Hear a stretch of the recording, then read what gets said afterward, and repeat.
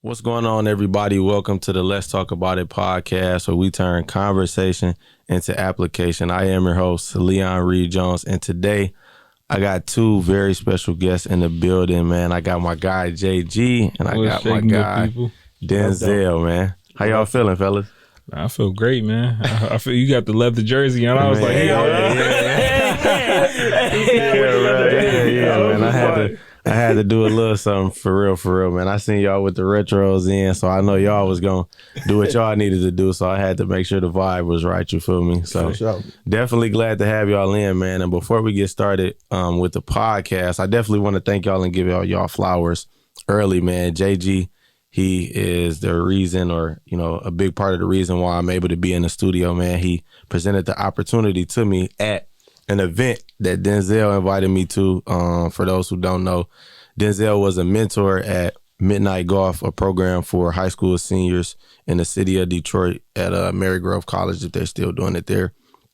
But I met him there and then reconnected with him because I saw what he was doing on social media, which we'll get into through the podcast. But he told me about an event after he spoke at a mentor program that I help out at. And he was like, man, I know you want to get off live and do your podcast and take it to another level. So he invited me to the event. And what's so crazy is I was so excited about the event. I went down there a week earlier than I was supposed to, which is so crazy. Like I took off the week that it was actually supposed to happen. And then my boss called me like, hey, you on your way to work? And I'm like, you remember I told you I'm supposed to have this day off? He like, I thought it was the 20th. I looked up, it was the 13th. I was like, dang, that's crazy. But definitely glad to have you guys in. And before we get into the podcast, I always ask my guests, who are you? Like, if somebody were to describe Denzel, JG, what would they say, or what would you want them to know about you? Yeah, I can take that. I think that just Denzel as a person as a whole, I am somebody who is of a curious mind. I'm a lover of everything that is Black and the culture. Sure. I am a creative. I am a husband, a family member, brother, cousin, a friend, and somebody who has a ton of love and nothing but respect and want to see the city of Detroit thrive. So that's just who Denzel is in a nutshell. And then if we want to get into like the professional titles and things like that, I'm a marketer. I've been doing that for a while by trade. And then also I am a fellow podcaster and digital media creative. So that's a little bit about myself. For sure. JG. That was deep. Hey, I knew I should have went first. Everything he said. but no, truly, me and Denzel, crazy thing, our birthdays are the same day. Yes, sir. So Sag gang. everything he said, I can really. It's the same. I'm a kid from the east side of Detroit. I grew up on free lunch, and churches.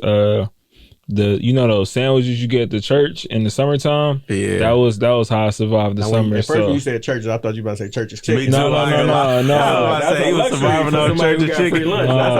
So free lunch, and then the little lunch from Vacation Bible School, and when they used to pass out, like, hey, y'all come up here, y'all kids can come up here between like 1 and 3 to get a cold sandwich, the little apple juice that came in the carton. So man, that's the epitome of who I am. Hustler, East Sider. If I didn't say East Sider again or screaming to the top of my lungs, a husband, a family man, a father. I'm an educator. Listen, man, people don't believe that I really teach kids, but I do.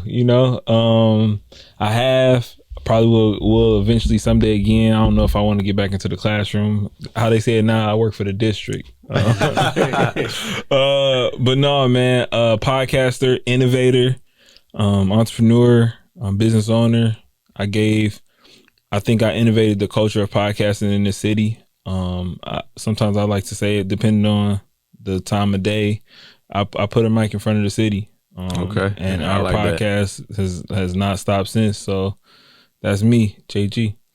For sure, man. I think you might have won up Denzel on that one, man. You did the rhyme at the end. He said, that's me, JG. But no, I can wholeheartedly agree. Like, meeting JG last summer and just connecting with him and building the relationship through the podcast and everything. And Denzel, knowing him for some time, I definitely can agree with all that both of you said, man. So I'm excited for this episode, man. So let's get right into it. So my first question for you guys is, what's the name of your podcast and what is the message that you feel like your podcast brings, or what does your podcast represent?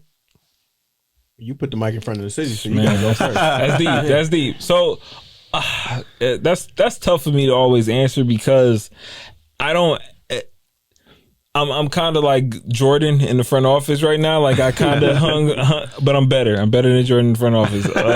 I kind of hung my shorts up, but right now we're working on a lot of theatrical podcasts, a lot of fiction podcasts where we're telling stories and getting script writers and voice actors an opportunity to do something that a lot of people have never heard of or ever been a part of. So Swipe Left is something we're currently working on, which is pretty dope.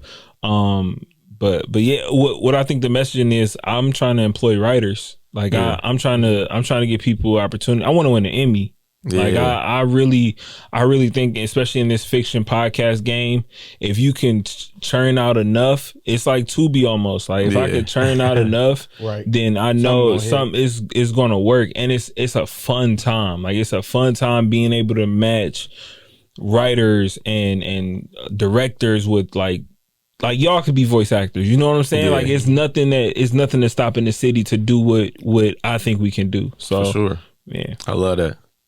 Yeah, for me, Black Friday's podcast is something that started as my personal response to the civil unrest that was happening with George Floyd in 2020. And I just wanted to find a way to figure out how I can contribute to our community and our society that would be in a impactful and positive way. So toyed around with the idea of Black Fridays after it was like a social media call out, like, you know, everybody's posting black squares. That was one thing. Then it was Blackout Tuesday or Black Tuesday, where people were only supposed to support and patron black-owned businesses. So I just toyed around with the idea of Black Fridays. Why can't we do something like that on a consistent basis to spotlight black businesses? And so decided to create an Instagram live series, started interviewing people that were within my network who I knew that was doing some amazing things.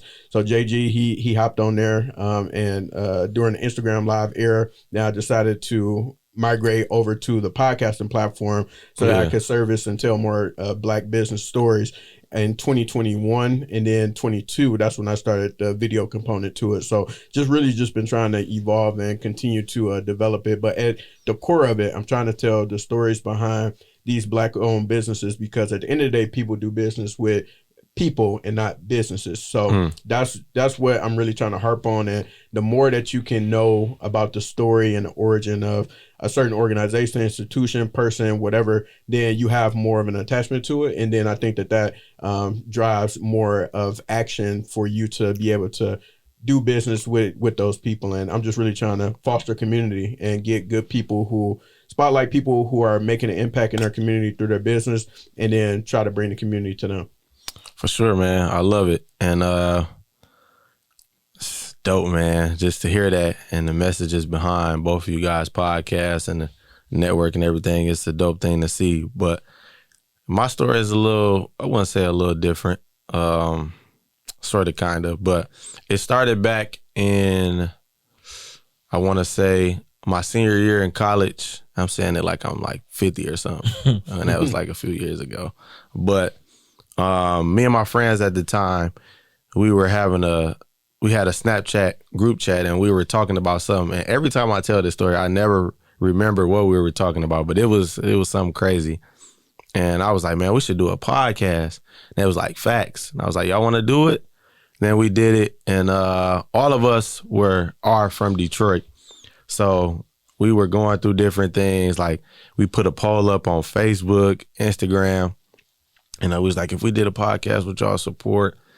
And then we picked essentially the podcast name that won when we took the poll was What's the Word? You know how they said in Detroit, What's the Word? And so I was like, man, it would go well with that. But then obviously, you know, people got busy and everything. But I was like loving it because I love conversation. I love dialogue and stuff like that. And I just love bringing light to situations. So I was still on that Instagram account doing the lives and stuff and bringing people on. But I'm like, we created this together, so I wouldn't feel right going forth doing it. So I went to him, you know, like, hey, I want to branch off and do my own thing. And when I tell this story and say this part, I kind of feel like Bobby Brown a little bit. You feel me? Like I'm branching off because I want to do my thing and I want to do other stuff. But that's just the like movie head in me or like kid in me or whatever. And they was like, yeah, it's all good, man. We know, we appreciate it. And because I didn't want it to be no issue if they saw me doing something else and was like, hey, I thought we was doing this. So I wanted to clear it up with them. And that's how you have the Let's Talk About It podcast, man. And it was just dope to, you know, have these different conversations with people I went to college with, that I grew up with, people that I got connected with because of a friend, or I saw what they was doing on social media. Like, I feel like they should be highlighted for what they doing, or we should talk about this. I feel like they had good conversation. So, man, it was a dope process creating my own podcast and just seeing where it is now, being able to accomplish one of my, you know, goals, that being in the studio. So, yeah, man. I'm going to do a casting call called We Should Have a Podcast. Yeah. Like, because I think that's like any group of friends out there that you had a great conversation one day and you just, we should turn it into a podcast. Let's try it out. Let's see what happens. Let's get that. Give you a moment to see if y'all really should have a podcast, because it gets harder when those lights hit. Like, people start to disappear. Like, dang, I thought we were supposed to have a podcast. So yeah, man. Like that. I guess that's the biggest thing I learned from that too, and just being in the space of a podcast, it was just like seeing how much ideas you can create and have from it. So and I'm a big person on, like, I'll never stop somebody from doing what they want to do. I just know what I want to do. And like, if you don't want to do that or vice versa, that's fine. But I got to stay true to what I want. And I was so invested into it, from creating a whole new Gmail and, you know, passcodes and clipping stuff up. You know what I'm saying? Like, I don't have no team. I don't have no person I can say, hey, do this for me. You know, at the time I didn't, but I was just so adamant about it. And it's fun, bro. Like, it's like, I'm not just hopping on there just to hop on there. Like, they be like, my boy, he was making fun of me one time. He like, oh yeah, you don't be on live no more. You in the studio now. You can't be on live now. But even before then, I wasn't just hopping on live just to hop on live. Like, only other reason I might hop on live is if I was hooping with my friends or something like that. Like, I just don't feel like I just need to be on Instagram just to be on Instagram. Like, that's just pointless to me.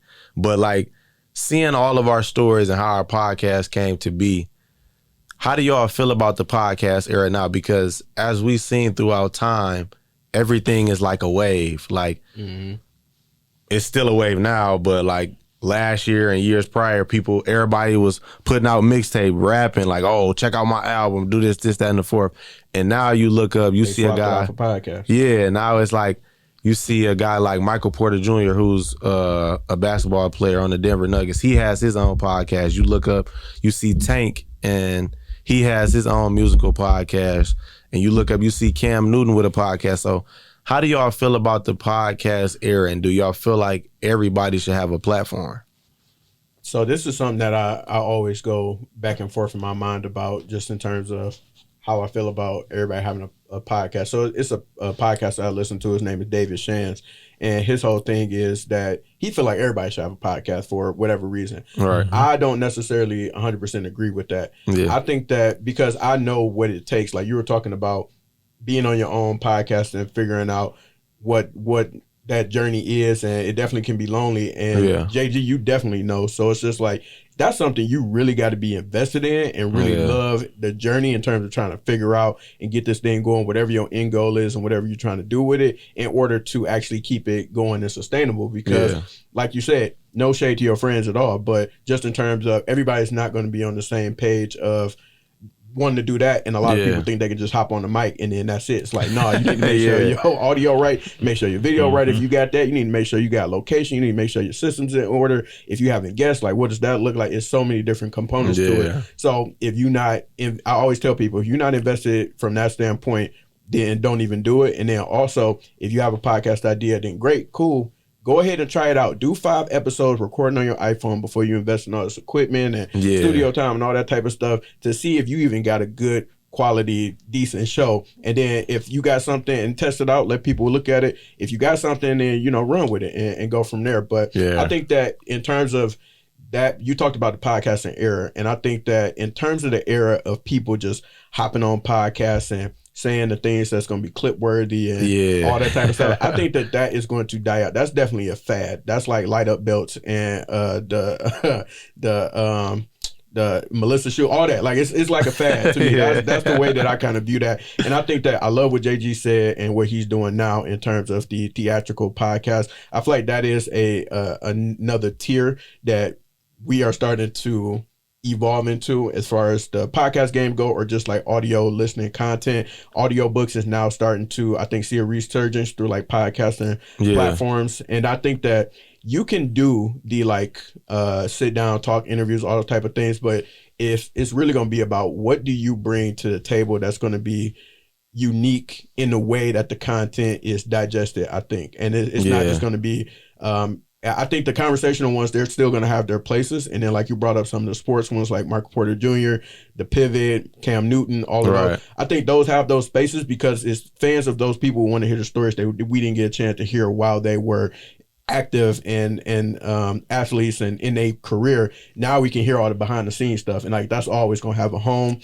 But like people just hopping on the mic and like alpha men, alpha women right now. That era is dying out and dying out quickly. I think it's really going to be the true creatives and the people who can be able to continue to try out different ideas and evolve. Those are the ones who are going to be able to stick around and have longevity or be able to thrive in the next phase of what podcasting look like, in my opinion. Yeah, for sure. I don't know. I don't. And I'll be transparent with you.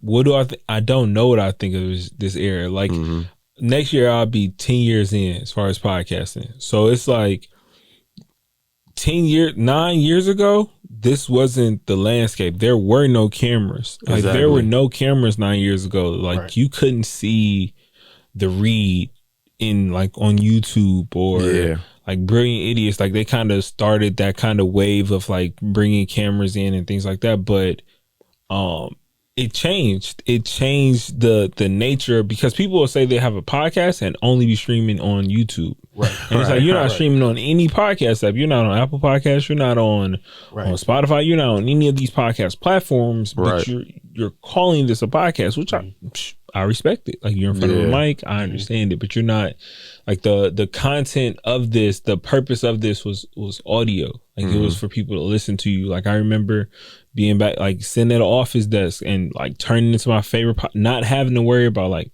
dang, I can't see them. I wonder what they're wearing. It's like those things didn't matter to me. So, where podcast is heading, like with the athletes, I think the athletes are going to create a lane regardless of like, any celebrity in that facet, because people want to hear your stories. Like if people already watch your movies, listen to your watch your television shows, listen to your music, they want to hear the behind the scenes aspect of it. So that's going to always garner attention. Now, what I will say, just contrary to Denzel's point, is I think everybody should try it.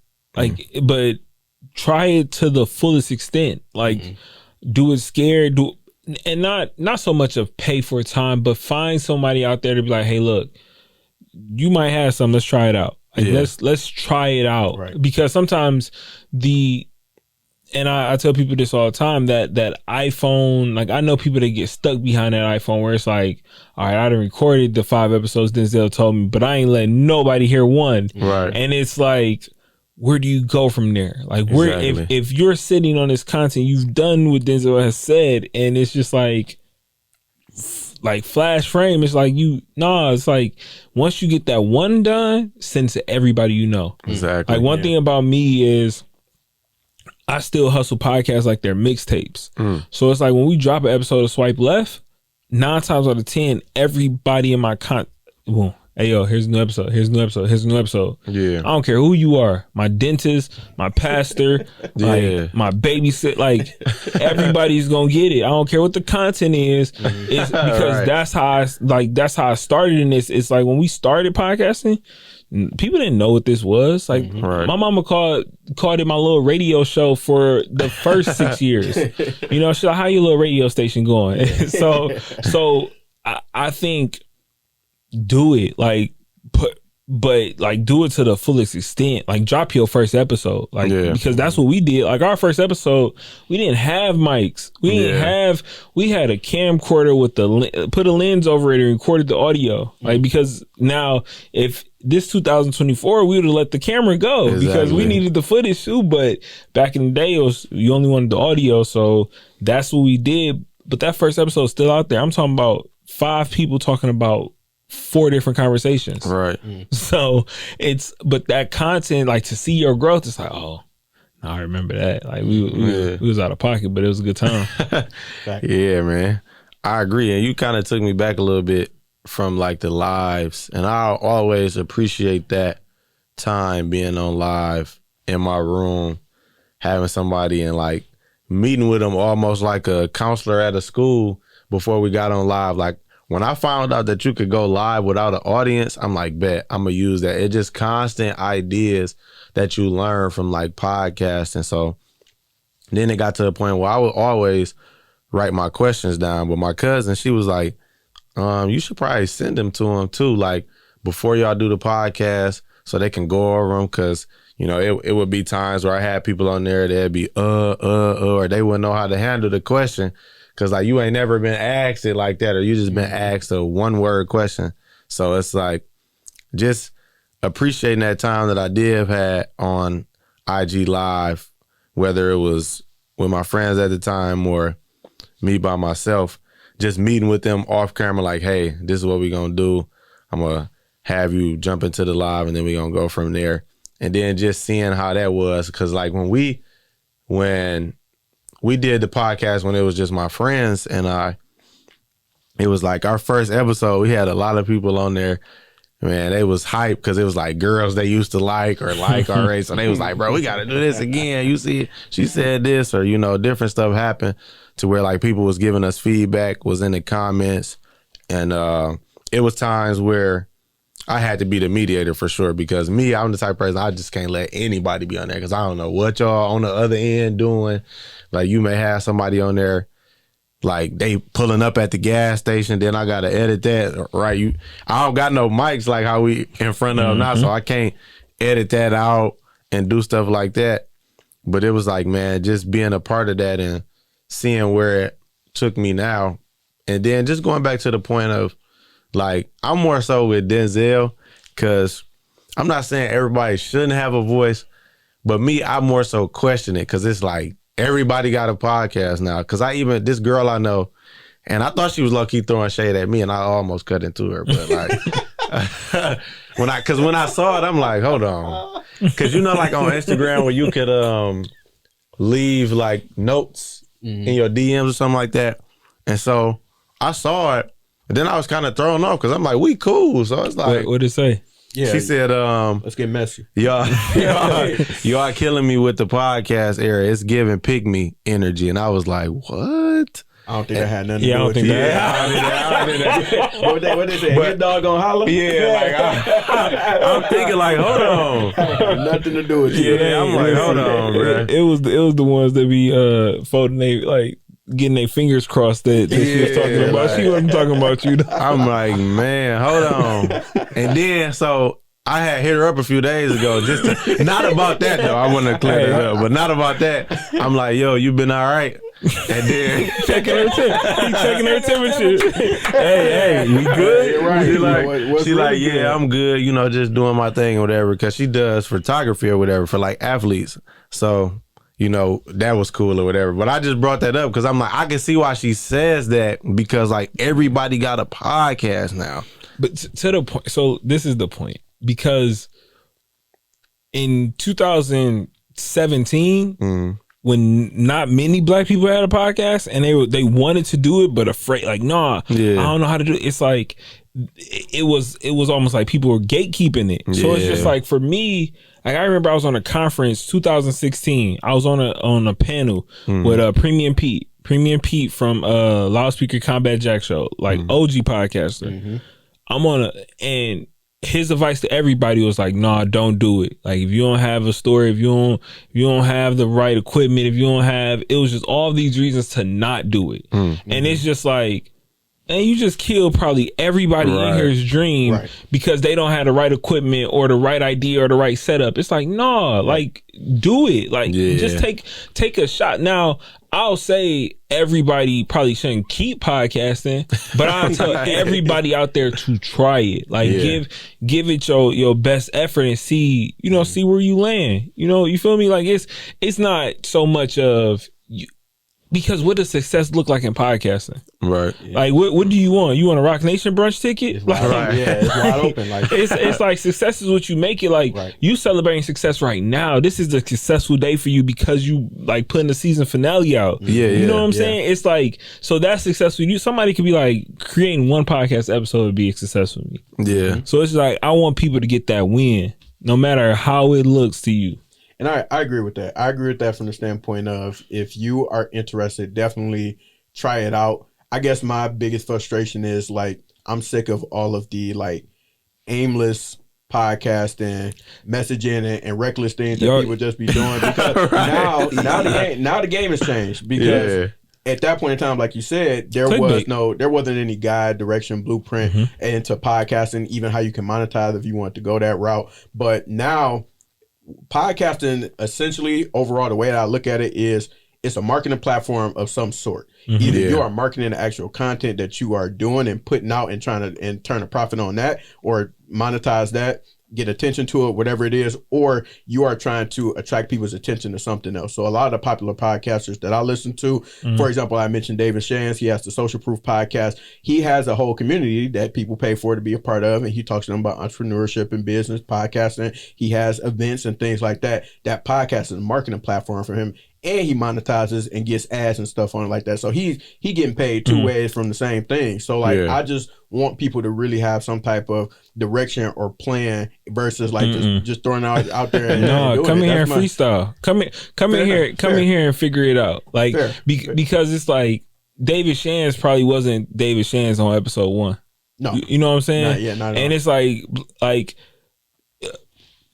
I wasn't episode when we first started this studio or this network. It wasn't what it is now, or like the iterations of it. It's just like, you can always grow from your first episode. So press record and get it out, and then like grow from that. Like as opposed to like, I'll tell y'all what I see. I see a lot of people like tiptoeing, like, oh no, I'm gonna start a podcast next year. I'm gonna start in 6 months. It's like, what are you waiting on? Like, because you'll keep saying like, it's too many people to podcast. It's too many people to podcast. I understand that, but if you want to do it, try it out. Like, if you want to be a photographer, you're not going to wait for people to stop taking pictures to be like, all right, I want to be a photographer now. You just going to start. Like, you just going to start somewhere where I understand. Like, I feel like when you like in the game of metrics and numbers and everything like that, you feel like you swimming, and everybody swimming next to you. So you like, all right, now I need some elbow room as a podcaster, but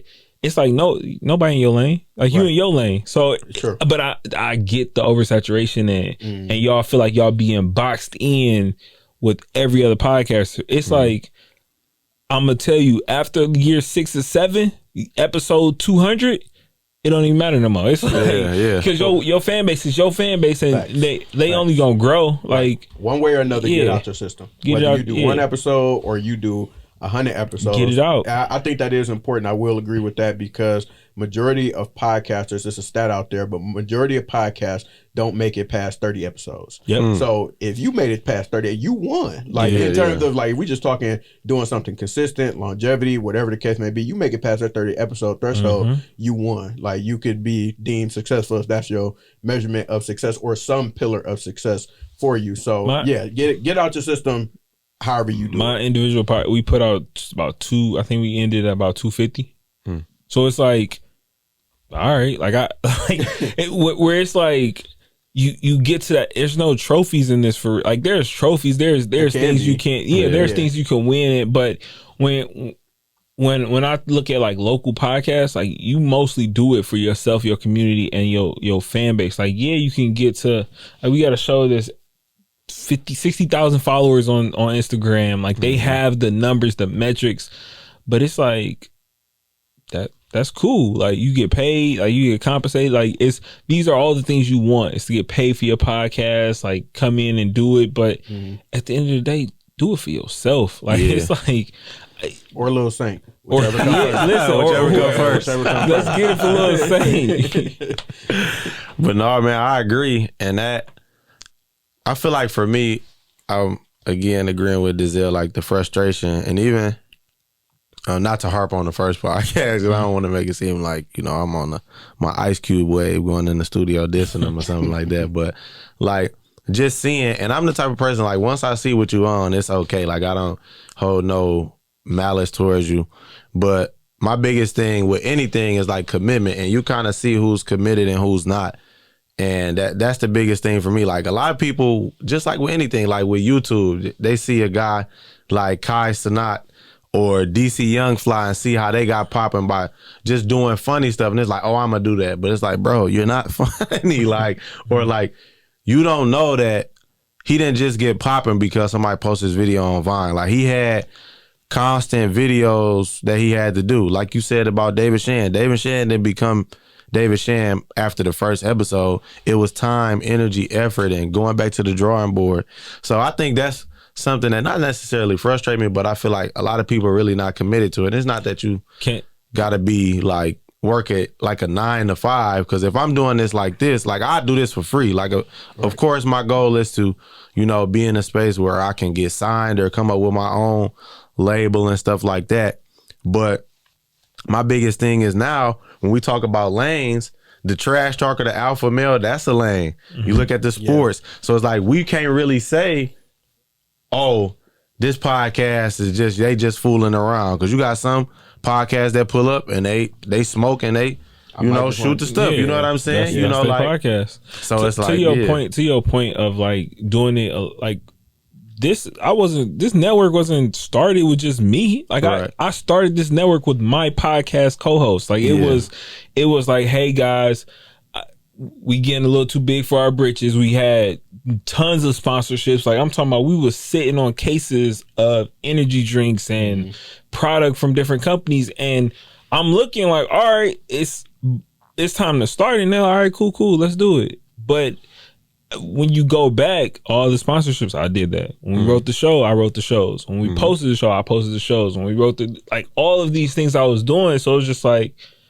well, I don't really need y'all to do this. Like I've done it. Like, so it was, they understood. Like it wasn't like, dang, JG, you done changed up on us. It's like, no, it's like a celebration when we talk about studio accomplishments. They like, well, we was just in the basement having fun. So when we do like a reunion episode or just come back and kick it for one more episode, it's always like a lot of love, because they seen me like, oh no, you had the vision for this. We was just riding the wave, and you actually had the vision to be like, oh no, I'm gonna take this serious. So it's like you had the vision to take it serious amongst your friends, so they kind of just falter off. Yeah, man. And that's why I'm saying, like, you gotta love it. Like if you really gonna facts, because all the stuff that come with it in terms of like editing, recording episodes, not having no audio, recording episodes, and memory running out on you. Like you gotta be able to love it to keep doing it. And if you're gonna get deterred away from doing that, that's why I'm saying, like, don't go into it if you're not prepared to. The best advice I felt like I heard from somebody who's been in the podcasting game for a long time is, don't go into it thinking with the long game in mind. Don't go into it just thinking like, oh, I'm about to, with the short game in mind, or just this one episode or whatever. Like, so that I agree with the try it out for sure. But if you really are trying to make something of this, or you feel like you could, and you got a great idea, go into it thinking like, I'm about to go in and make 300 episodes. Like that's my goal. Don't just go into it for the short term thinking you just about to get popping, because podcast popping right now, because there's so much more work that goes into it, and so many other external factors that don't have nothing to do with you, unfortunately, but that's just life. It's a lot. It's a lot of, it's like your podcast, like I and this is what I tell people, like, tell me what a win is for you as far as podcast numbers. Exactly. Like, because you'll get your metrics back, and 10 people done told you they listen to your podcast, but you look at your metrics, it say 5. Right. So it's like either somebody lying or your metrics just off. Like, and it's okay, because you can't live on, if you live and die by the number, it's like you gonna bury yourself early. It's like live and die about how you feel about what you did. Your work, like your work, your body of work. How does it feel? Yeah.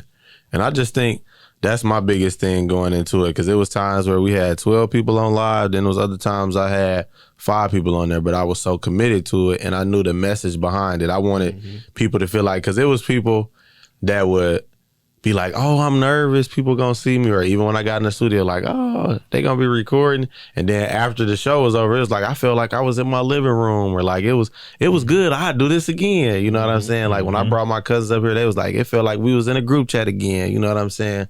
So for me, I was just so, and still am so committed to it. It's a hobby, it's fun, but I take it serious at the same time, not to the point where it's like, oh, I gotta go to the studio. Like, you see me, bro, I'm in here ready to go. I'm like, hey man, I got to get my lotion. I got to do this, that, and the fourth. Like, I'm ready to go, because it's like, it's fun for me. And I just want to be able to send a message to people, like, no matter where you are in life, whether you 25, whether you 50, I want you to be able to do what my tagline says, you know, turn conversation into application. So whatever we talk about, whether you say, well, I don't agree with Leon, but I like what JG said. And my hope is that you apply whatever information that we gave to you guys to your life.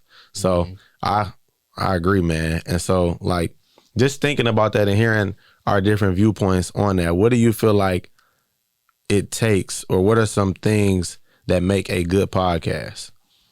Consistency, creativity,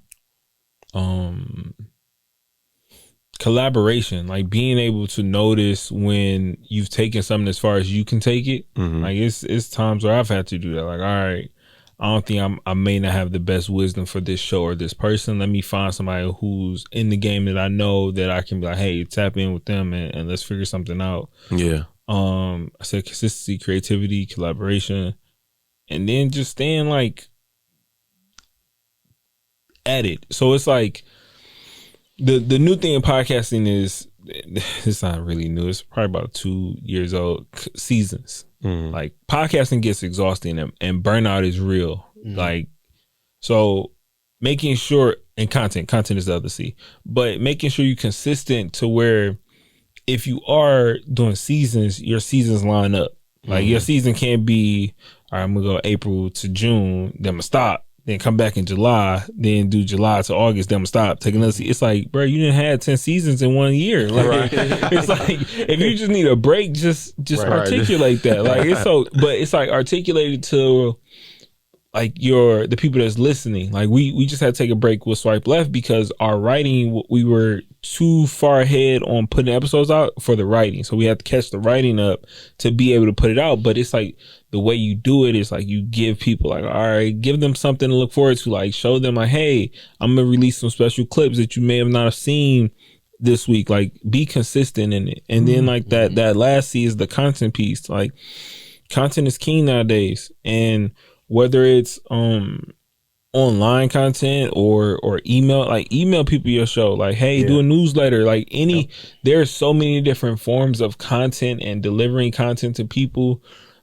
in this day and age that people just don't do anymore. Like, I'm talking about like something as small as like a lyric video for your podcast where you just, it's the, like, you're not lyrics, but you know, like the conversation is cultivated in words so people can actually read it, and just like they don't have to actually watch the video if they don't want to. But figuring that out. Yeah, I agree with all of that. I think that if I would just touch on the communication piece of it, because, and JG, correct me if I'm wrong, as far as podcasts actually just being the simplest way I can put it is, searching for podcasts sucks. So the way that your podcast is being randomly found, the chance of that by people who just looking for something interested to listen to, whatever your genre is, that's slim to none. So you really got to push it. You do got to push it like a mixtape. And so one thing that I wanted to invest in is, because of the type of content that I do, and then also the making sure that I continue to push these stories out there is invest in creating and curating a news mail list. So I can do a weekly newsletter when an episode drops, and then I can tell people, hey, these are the black-owned businesses, people that you should pay attention to. These are things that they got going on. Here's some cool events that I think that y'all might be interested in, and like providing value that way. So I think that also the marketing piece of it, of your show, is very huge in terms of what makes a good show, because good is subjective to a lot of people. Like Facts. some people that probably listen to my show, I'm like, man, this is garbage. This guy stinks. And then like some people may be like, hey, this is the best thing ever.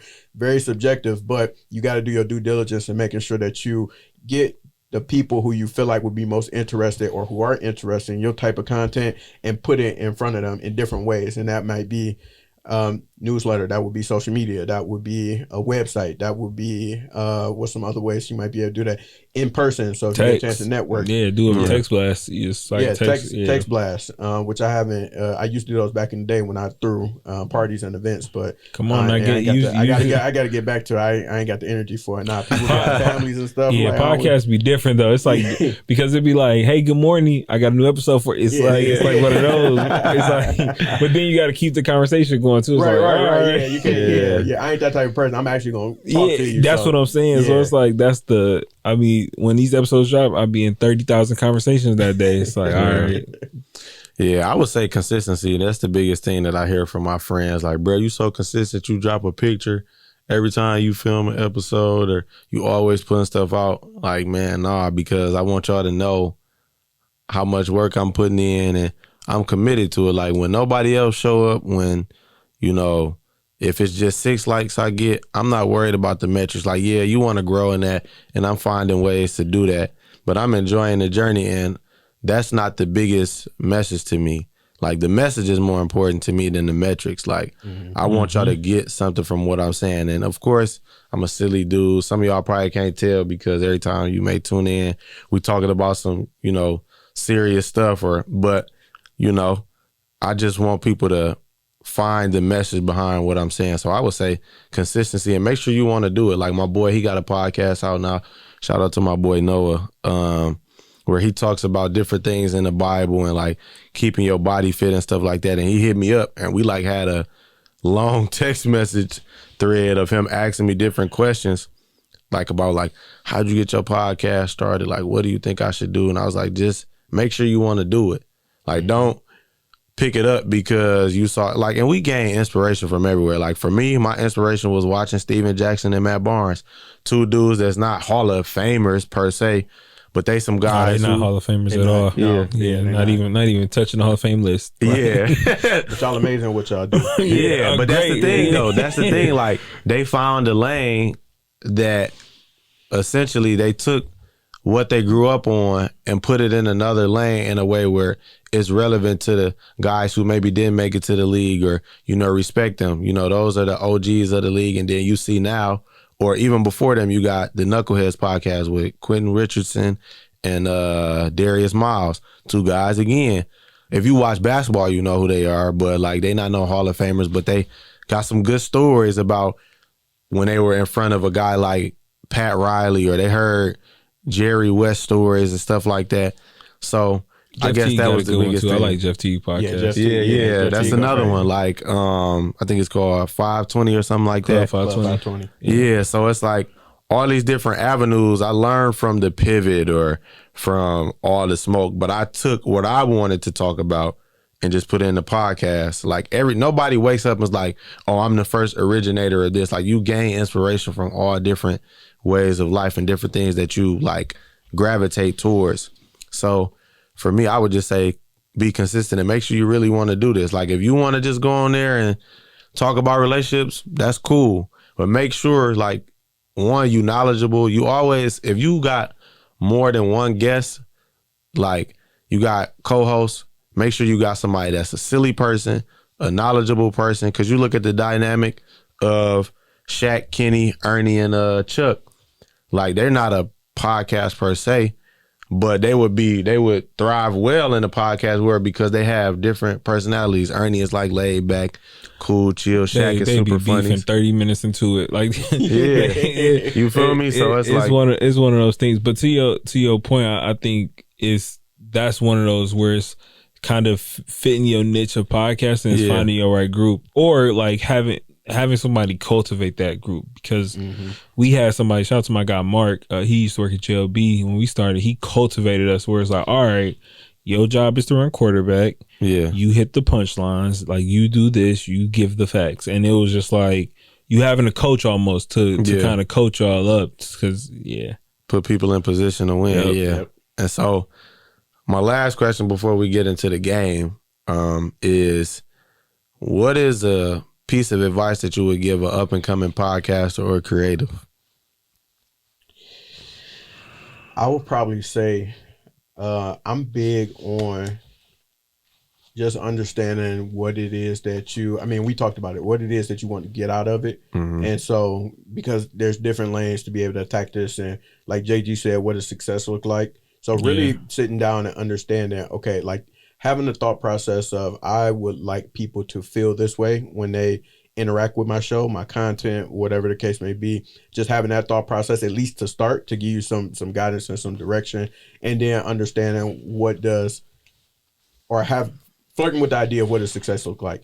Success might look like, if I can land this one particular guest after however many episodes, I could die happy that day. Or if I reach this number, whatever that's going to look like for you, or if I can get this brand deal, then being able to have that as the carrot that you can dangle in front of yourself to say, this is what I want to go after, and this is the path that I want to take to get there.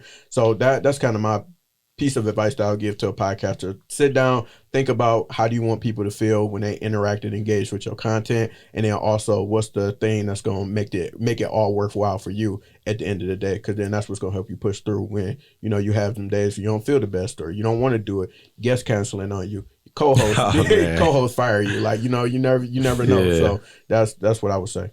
Yeah, you just took me back with the guest canceling or stuff like that, because it wasn't too many, but you know how like you could reach out to somebody, it don't even have to necessarily be podcasting, but you like, man, I know you probably gonna cancel. Like, I know you ain't gonna come through. Yeah, you can feel it. But it's like me, I like to give, as my dad say, to people the benefit of the doubt. Like, it's like, okay, you would be really good on this space because you really good with words, and it done been a bunch of times. But I think stuff like that helped me to become a better podcaster, because I had to think on my feet, or I've already written so much material down. So it's like, even if you don't come through, I already got like one episode I was supposed to do that was really gonna be good in my eyes. I end up talking about like how I lost my mom and everything, and how she battled cancer, and that a lot of people was like, bro, we didn't know that, or like, I remember, like, I didn't hear all the other stuff that you went through with her and all of that. So it was like, man, I agree with that, man, for sure. So next, what we gonna do is play a game called Let Me Get to Know You. So over time. Oh no, man! You ain't go? Listen, my tip would be, come to Audio Wave Network. Like, come over to us. Like, we'll take care of your podcast dreams. Like, but in all honesty, I have a true infinity for people that want to start. Like, that's kind of where I feel like I don't never want somebody to be fearful of starting a podcast. Yeah. That's like, let me take that out of you. Like, let me get that away from you, because I got you. Like, I'll hold your hand through the process, and you might be like, all right, JG, I got it from here. I'm gonna go record the crib. Right. All right. Like, as long as like I'm more in tune of getting more black voices out here, as opposed to like you putting money in my pocket or using the studio space. Like, if you just need help setting up, come here and let's figure it out. Let's get your story in structure. Let's get your podcast structured. Let's get through that. So then it's easy for you to do. You can walk away. Like, I have clients all over the states, like, in different countries, like different countries too. But it's really just, hey, like, I need help. Like, this not sounding right. This is who the guest I got. Can you help me sequence the episode for it? Can you help like produce the episode for it? So really just whatever you need, come here. Like, most of the times it's just on love, as far as, especially if you're trying to start out. It's like, what am I I'm gonna charge you $100 just to talk to me? Like, no, man, I haven't got there yet. I don't think I ever get to people are always saying like, yo, charge people for consultations for what? Like, Yeah. Like God gave me this. Like, well, Yeah. who am I to be like, all right, I'm gonna charge you. It's like, nah, like if you want to do it, let's do it. Now, if you want me to do something crazy, like talk to like 30, 40, 50 people, it's like, all right. But for the most part, I wanna give whatever knowledge I have, I want to give it to the next generation because it shouldn't stop with me. Yeah, man. And that's so crazy you say that because that's literally what you said at the podcast event. And I'm like, and to go back to something that you said earlier in the podcast about, you know, people waiting like, oh, I'm gonna wait a year. I'm gonna wait till I got this. Like if that would have happened to me, like probably 3 years ago, I probably would have been like, man, I probably can't pay him the money. I probably can't get in the, but you was like, man, nobody should have to, you know, not be able to accomplish their dream of getting in the studio. So your first 2 sessions free on me. And when I went in with that, I'm like, man, I'm gonna make sure I make the most out of this, you know, relationship that is built with JG and Audio Wave Network because, like, I could see he a genuine dude, and I just kept seeing that over and over. And I'm like, shoot, when we talked about pricing, it was like, no, I can't, you know, get with that. But I was of the mindset like I'm willing to do whatever, you know what I'm saying? I'm willing to pay him because this is a dream of mine, you know what I'm saying? To that point, and we changed payment arrangement. We talked differently about how payment works and things like that because of I seen your consistency. So it's like I ain't about to I'd rather be like, yo, I'll charge you a monthly rate so you ain't gotta pay per session or something. Like because it's not about like I gotta pay rent here, we gotta pay bills, we gotta, you know, things gotta get paid. But at the end of the day, I'm blessed enough to be able to take care of that for the most part. Yeah. It's like I really want people to just to come in. It's like I want the space to come alive, people to come alive in the space and to figure out, all right, this is somebody that's I can trust them with my vision. Like as opposed to like I'm going to a different studio space or going somewhere else and it's like, all right, y'all might play me, y'all might like, you know, it's just like I'm an honest person. If I do something, hey yo, look, bro, something happened with this video. Like I don't know what happened. Like, but here's a discount, or I'm a real person, and I know people got bills and lives, and this economy ain't getting no easier. So it's just like I'm okay with somebody like, look, bro, I ain't got you this month. All right, like what I'm gonna say, you can't record. Right. Oh, like this is a different JG. You ain't here in 2017. Me leg breaking JG. This is a different guy than I'm hearing on this microphone. Listen, man. People cars came up missing. Some people came up missing. Allegedly. He's talking about allegedly. I'll say that it's like we were broken into. Like I lost everything. Right. Like they took 1 out of 3 cameras, but they really took every mic out of the studio. Everything was gone. So every cord was gone. And it's like I didn't bring this back myself. Like the community did this. So it's like if people put $1, $2, $5, $100, $300, like this ain't for me to like Suge Knight this no more. Like I've changed this. Suge Knight crazy. I've changed, man. Come on, man. I'm different. He said Suge Knight. That's crazy. But no, man, I agree with all of that, man. And I definitely feel like, you know, the tips that y'all gave and just the conversation is definitely needed, whether you're a podcaster or a creative. And so now what we're going to do is play this game called Let Me Get to Know You. So it's different variations, and I really enjoy this one.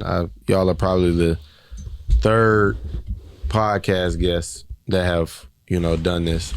So you have to randomly select one of these things in the box. They're going to have categories such as who are you, growing up, funnier, top 5. And you have to read your card. You have to pick between whatever choices you would pick personally. So I'm going to let y'all go. Okay. We're going to try it out.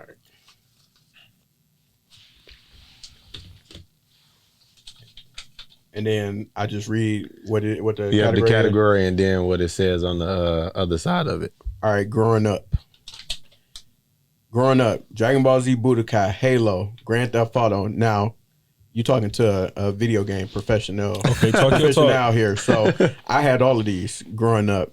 However, I think that probably the one that was most out of the list of 3. What's this one was on? So it's Dragon Ball Z Budokai, Halo, Grand Theft Auto. I would go Dragon Ball Z Budokai. To this day, I'm still a huge Dragon Ball Z fan. Yeah. And I still watch it whenever they decide to drop the new anime. RP to Akira Toriyama. And yeah, that game was just super dope because watching the shows and having all the toys and all that type of stuff, and then finally getting a chance to like play some of the like a newer game that they came out because they had older games, because we got the show late, so they already had video games and stuff, but to finally catch up and had that chance to play on the PlayStation, that was top tier for me. So yeah, I go Dragon Ball Z Budokai. Yeah, I would say same for me. I watched my brother play Halo. I'm not really a first person shooter guy. I need to see I'm weird, like I need to see the whole person. Like if I'm playing a game like Uncharted, I'm good, but if I'm playing something like Halo, I can't do it. But I definitely would pick Dragon Ball Z Budokai, because I remember on the GameCube, it was. You don't know nothing about no game. It was the game. It was fire, man. So I would say Dragon Ball Z for sure. But I'm gonna let you go, JG. Category growing up. Okay. Growing up, Blue's Clues, Rugrats, Sesame Street. It's only one right answer. It's definitely Rugrats. Well, also like Blue's Clues was a little bit after my time. Like I remember Blue's Clues. I remember going to get the mail. Like I'm old. Like I'm an old man. Sesame Street was cool. I had a Ernie toy as a kid. That's how you know I'm an OG. But something about Tommy Pickles, Chucky Finster, Lil and Phil, my bad. They almost and then it's Dill Pickles. Wait, why they name dog Dill?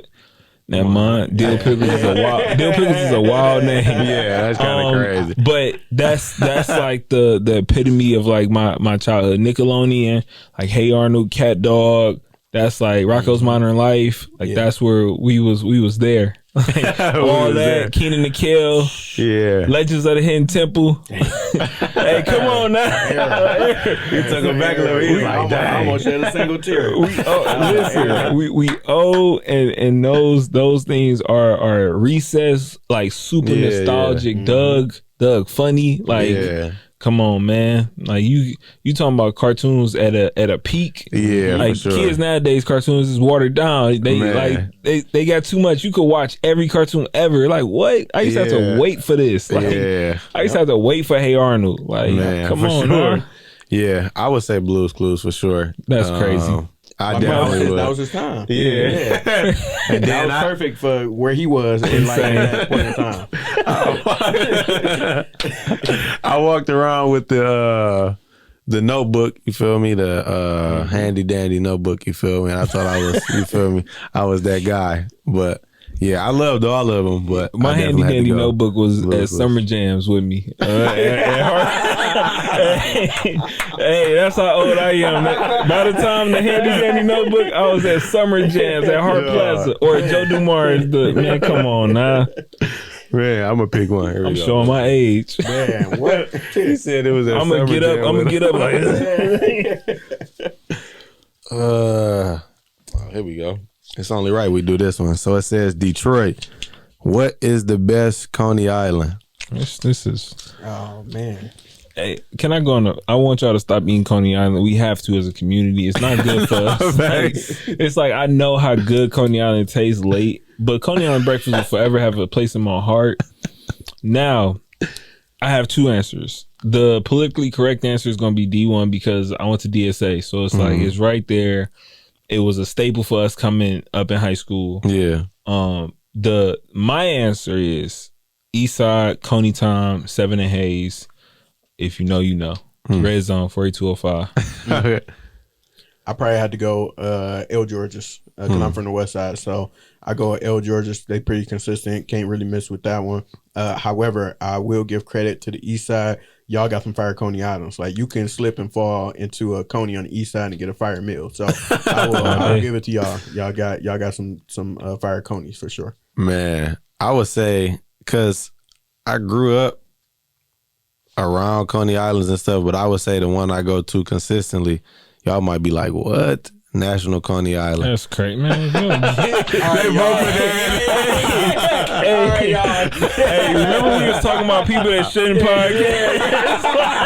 Everybody don't deserve. Everybody do not deserve an opinion. Everything I said, I take it back. Bro, what National Coney Island you going to? Like, now I need to know. What you getting, a Honda?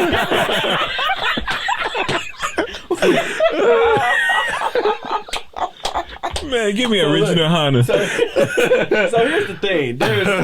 For anybody listening that's not from the city or forgot about the city, my philosophy is there's Coney Island and then there's the Coney. The Coney is your neighborhood Coney Island, like we talking about L. George's, the one you mentioned on the east side. Coney Island is what he talking about. Nationals, American, Lafayette. That ain't American. Two different Coney. Lafayette do bang though. Like back in the day before they was in Festival Rest, Lafayette was a great staple. The rats be cooking the food. Maybe that's a secret. Maybe that's a secret. Ratatouille. But wait, I still want to know which. It's in Grosse Pointe. It's in Grosse Pointe. The one on Mac. Yeah. No. But I go there for like breakfast. I don't go there. Still no. The big boys up the street. Like yeah, for sure. It's the big boys before you go to National. Dang, I ain't gonna lie to you. Funny. It's so many Coney Island because I grew up over here, so it's like how we in. I'm not going nowhere in Grosse Pointe for real. Listen, I go out the way to get here. Like I'm not going through y'all streets. Oh man, that's too funny, bro. Y'all got me dying. I'm gonna let y'all pick. That changed. Right. Dang, Leon, that changed my whole. Top 5. Name top 5 black sitcoms. Oh, okay. Ah, man, this might be a layup. So I'm gonna try to go. I'm gonna do my best to go unconventional with this one, and just the ones that I watch and truly enjoy. Hold on, we already had some unconventional answers. Like, he's still on the Coney. Well, I mean, y'all. I know in y'all top 5, y'all gonna say some of the obvious ones. So I'm just gonna go with the ones that I personally enjoy. So I'm gonna start with what's the first one? I feel like a very underrated one. My Wife and Kids. Absolutely. So for sure. love My Wife and Kids. That show was just straight up hilarious. I saw the episode with Cat Williams was in not too long ago. Yeah. He was cooking the entire time. My Wife and Kids, Wayans Brothers. That's a personal favorite of mine. One that does not get enough recognition. Jamie Foxx show. Gotta go with the Jamie Foxx show. I'm just gonna stick with the UPN because I can run down the whole list of UPN. Girlfriends. Absolutely love Girlfriends. I ain't had cable growing up, so I got caught on syndicated shows. So that was one that I watched from beginning to end. So I saw all of that sitcom. And let's see, what would the 5th one be? I'm gonna go. Trying to think of one that I was like super invested in. I'm going to go Moesha. I'm gonna say Moesha, and the reason I say Moesha because Moesha set off a lot of this show. If you got time, go Google or YouTube the Moesha-verse because majority of these black sitcoms that's out here that we know and love, it's all a part of the Moesha-verse. You got the Parkers, you got Girlfriends, you got The Game. It's like the Moesha-verse is better than the Marvel Universe at that point. That's for real. That's for real. All hits, no misses. All hits, no misses. Yeah, he got like you know how they do on First Take. A plus list. A plus list. Because it's like I like that you include like the ones that we already know and love and would include in our top 5, like the Martins, the Fresh Prince. But it's like your list was very concise. As an educator, I throw in the Steve Harvey Show every blue moon. Okay. And then honorable mention, they only like 2-3 seasons deep, but they gonna be a classic. Is Abbott Elementary. Like that. Yeah, I can see that. A lady told me I look like the guy from Abbott Elementary. I give it to her. What's her name? Everybody Hates Chris? Yeah, Tyler James, something like that. I didn't know if that was a good thing or a bad thing. You know, like one of them comments that people give you, like, I don't know if I should be happy about this or I'd be like, wait, was this person black? It doesn't matter. That doesn't matter. Yeah. Oh, okay, all right. It's not too bad then. Yeah. Okay. This white lady told me I look like Muhammad Ali, and I didn't know how to take it. And this was like old Muhammad Ali, and it was just like, that's crazy. Hold on, wait a minute. Let her cook. Let her cook. Listen, if they come up, let me do the next biopic. Will Smith and Arnie Harrison.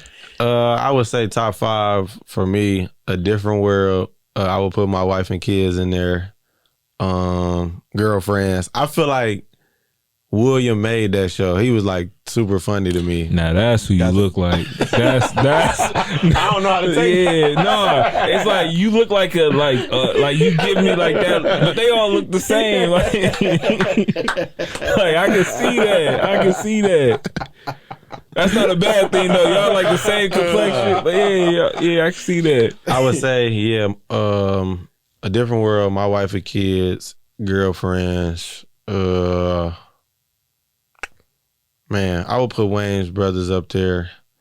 I feel like I don't know if it's safe to say this, y'all, but I still rock with the Cosby Show. That's cool. You know, I know Hey, y'all it's been good rocking with y'all. On that. That's cool. That's true too. Man. So if that's what you into, I will let you do it. Who are you? Outdoor events or indoor events? I'm gonna be honest. I don't really come outside. It's rare that I come outside. Denzel's event was like a rare occasion, like it, but it's also like it's Denzel, so I'm a go out for it. But I would say indoor events. I'm definitely an indoor person. I like to be places I can take my shoes off. Technically, I wouldn't have my shoes on in here.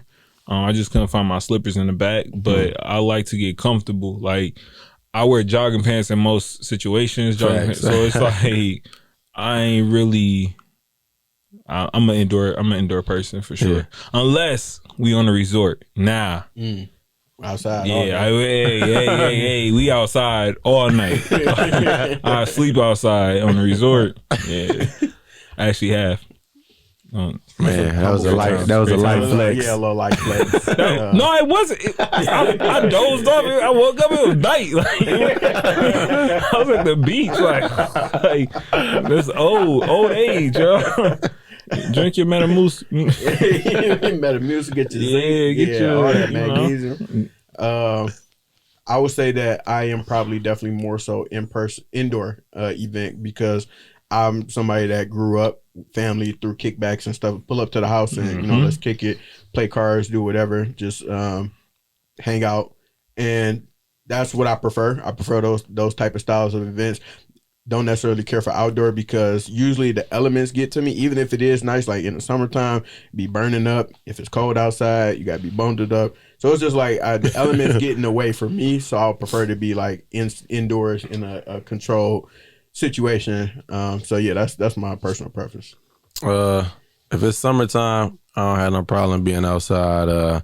I would say for the most part, I like events where you could go to like friends' house, you playing Uno, you laughing, watching movies, stuff like that. So I guess I would. Places you take your shoes off, you feel me? Yeah. Let me take my shoes off. You know, pull up with some National Cognac. Hey, I ain't gonna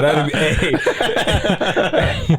You know how, speaking of sitcoms, how Jazzy J, it be like, what is this? It's a Uncle Phil, a platter of Hondas. I don't even know if I'm saying this right. Bruh. All right, I'm gonna do this last one. It says top 5. Name your top 5 Disney movies. That's tough. Oh, I can go crazy with that one. That's tough though. Because I could do all Marvel. That's cheating. Yeah, I don't think that's what you meant. That's the majority of what I pay attention to. Growing up, I wasn't a Disney kid, but I do love Disney films. Like Toy Story? Yeah, I was about to say I was gonna go Toy Story. Yeah. All right, gotta go Toy Story. That's for sure. Okay, we're gonna start with Toy Story. Gotta go with the Lion King. Okay, can't skip that one. Mulan was a hitter. Mulan was a hitter. So that's 3. And Moana. I'm a fan of Moana. That's probably one of the ones I watched that in the pandemic, and I was like, okay, I'm a fan. Banging soundtrack. Yeah, soundtrack fire. And let me see if I could do one more Disney. This is crazy. But I also got kids, so it'd be different. Yeah, it's easy for you. Yeah, you can run down the list. I gotta be intentional with the Disney movies that I watch. Yeah, 'cause I'm about to name off all the black ones first and foremost. Yeah, shout out. The Lion King, that was the first one. Cool. That ain't Depending on who you talk to. Right, depending on who you talk to. Let me see if I can get 5. I know people probably gonna be that's crazy. watching this like, you tripping, how bro. you missing so many? Right. I got you. I got your back. So I'm gonna go Soul. Soul is like I like that. Soul is Soul a classic. Yeah. I'm gonna go Princess and the Frog for my New Orleans, my Bayou folks, like because we gotta represent. Then I'm gonna go Lion King. Okay. Then I'm gonna go Toy Story. Mm-hmm.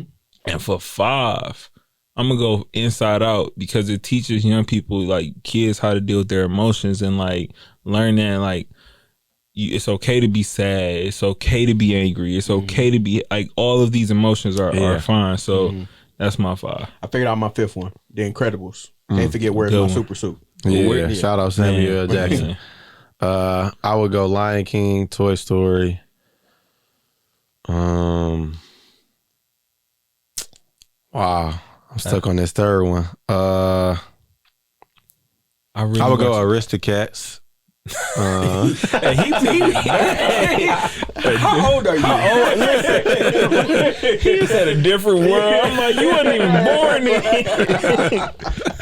Hey, like you saw that on HBO Max. That's crazy. I would say I'm getting cooked today. I'm learning a lot about you, dog. Listen, I'm learning a lot more. He be watching Disney with his dad. Hey, turn on them Aristocats. Right. Snow White and the 7 Dwarfs. 101 Dalmatians. The original. Hey, no, I did watch that recently. It was fire. Toy Story, Lion King, Aristocats. I would say I like Turning Red. I like Turning Red. And, great one. I would say I like Coco. I like Coco's fire. Okay. You know, Turning Red was actually like a play on like young women growing older. It's like, like that's crazy that they did it that way. I was like, wow, that's kind of wild, man.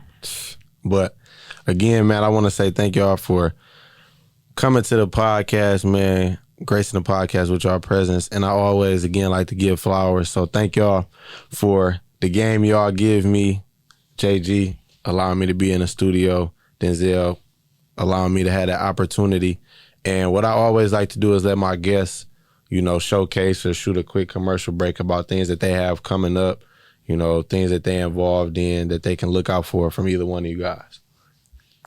Before I get into that, I told you on Instagram, but I definitely wanted to tell you on your platform, man, is that it's been wonderful to see the growth and the evolution that you've been taking ever since you came to that event, because I could see how serious you was about it, how excited you were about your platform, and just being able to continue and, you know, lock in with the podcast guru JG, and then take it more seriously, take it to another level, and just get more serious about your craft. I knew that you definitely had a passion for it from looking at your content previously, and then we had conversations, and you said you was trying to take it to another level, and you've done just that. So I just wanted to shout you out and big you up for being able to do that, man, for having this platform to bring people on here, share their insights and their stories, and then do it from a motivational standpoint to encourage anybody watching or listening to be able to go ahead and put those things into action that they've been thinking about or possibly been kind of holding back on. So just wanted to big you up real quick, man, before I got into that.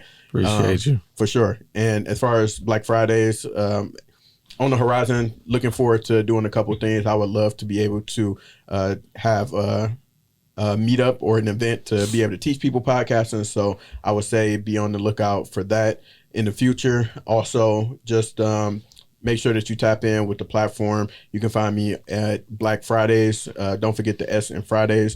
Black Fridays Podcast on Instagram. You can visit the website, blackfridayspod.com. And if you want to follow me, Denzel Turner, Denzell, spelled Denzel 2 L's. Turner is my last name, all together on Instagram. And add me on LinkedIn. I'm always on there as well. So yeah, definitely tap in. I'm happy to talk to people similar to JG about podcasting. I enjoy this space, enjoy being in this space. And if I can be able to connect you to any type of resources I got, because you if you heard this, being on Leon's podcast and you interested in some more insights, I definitely would want to be able to help y'all out also. So just shoot me a message. Let's talk. Let's figure something out. But yeah, and then I'm happy to add people to the newsletter as well, so you can always stay tuned to what's happening in and around the city of Detroit and just in Black business in general.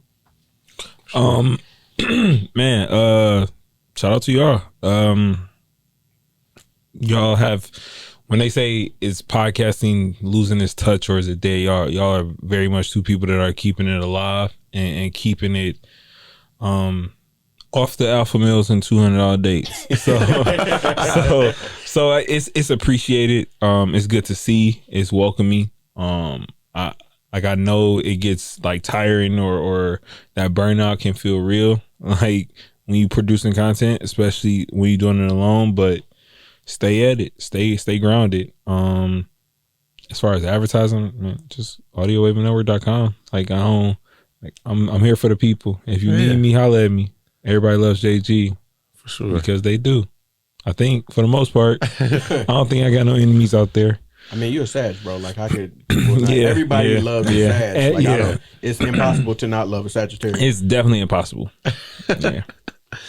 But thank y'all, man. I want to get out of here. Before we get out of here, got a quote for you guys. It's by Kenny Smith. He says, "Champions do daily what everybody does occasionally."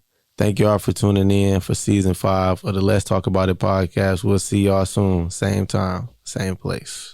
The fact he ended on the Kenny Smith quote. This is